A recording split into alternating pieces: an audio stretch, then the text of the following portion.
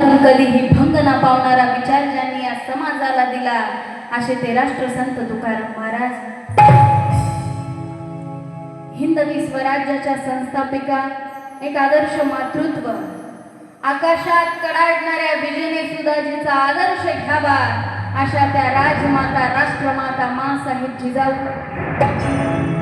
हिंदवी स्वराज्याचे संस्थापक, एक आदर्श पुत्र, लोककल्याणकारी प्रशासक, हिकमती लढवय्या, सज्जनांचा कैवारी दुर्जनांचा कर्दनकार या नव्या युगाचा निर्माता छत्रपती शिवाजी महाराज.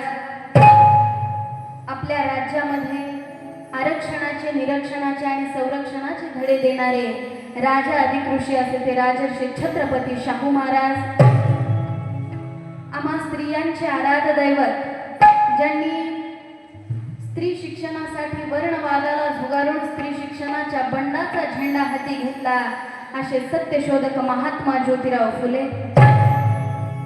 ज्यांनी दीनदलितांच्या मनामध्ये अस्मितेची ज्योत निर्माण करून स्वाभिमानी आणि स्वावलंबनाचा संघटितपणे संघर्ष करून तुम्हा आम्हा जीवन जगण्याचा मूल मंत्र दिला. गुलामाला गुलामीची जाणीव करून दिल्याशिवाय तो बंड करून उठणार नाही अशी गुलामगिरी विरुद्ध आरोळी फोडणारे विश्वरत्न बोधिसत्व परमपूज्य the knowledge of symbol doctor Babasaheb Ambedkar. साहित्याचा खरा स्पर्श रंगभूमीला देणारे, खळखळणाऱ्या झऱ्याचे, झुळझुळणाऱ्या वाऱ्याचे आणि सळसळणाऱ्या रक्ताचे, मानसातील शुद्रत्वाचे आणि शुद्रत्वातील निर्मलपणाचे, अन्नाशिवाय पाण्याशिवाय जीवन जगत असलेल्या कोटी कोटी जीवांचे दुःख आपल्या साहित्यात मांडणारे, साहित्यात सामावणारे डॉक्टर अण्णाभाऊ साठे. वस्ताद वीर लहुजी बाबा साळवे.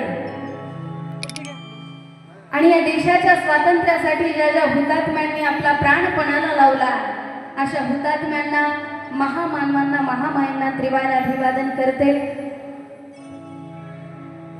महाराष्ट्राचे सुप्रसिद्ध गायक आदरणीय माझे गुरुवर्य बापूरावजी जमदाडे सर आणि माझे गुरु आदरणीय गजाननजी कुलकर्णी सर, माझे जन्मदाते आई वडील यांच्या चरणाशी नतमस्तक होऊन आपल्या समोर प्रथमतः वंदनगीत सादर करते. लक्ष असू द्या, कारण कार्यक्रम कोणताही असू द्या, आपल्या महापुरुषांना वंदन करणं आपलं प्रथम कर्तव्य असतं. म्हणून प्रथमतः वंदन गाताय. लक्ष असू द्या.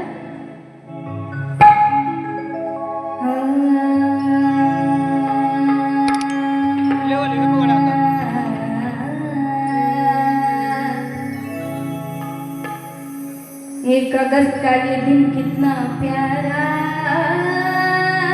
है. त्या अण्णाभाऊला वंदन करायचं आम्हाला, कारण कसलाच वारसा नसताना, शिक्षणाचा गंध नसताना स्वतःचा गुरु बनले त्या साहित्य सम्राटाला वंदन. लक्ष असू द्या. सोने जीवनाचे केले रे, जागविला समाज सारा.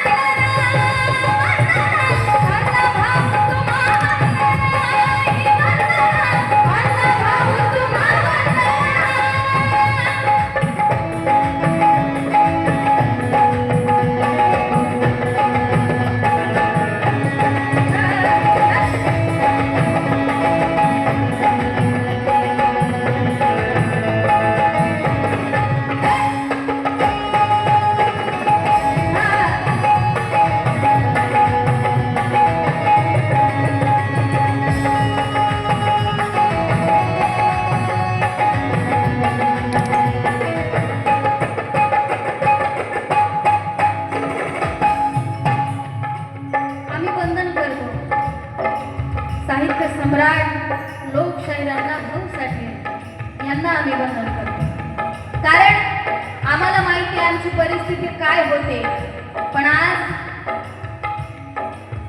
त्यांचाच आदर्श घेऊन आम्ही कुठपर्यंत पोहोचत आहोत. आम्ही आमच्या महापुरुषांचा आदर्श घेऊन तळागाळातून आज उच्च उच्च पदावर जात आहोत.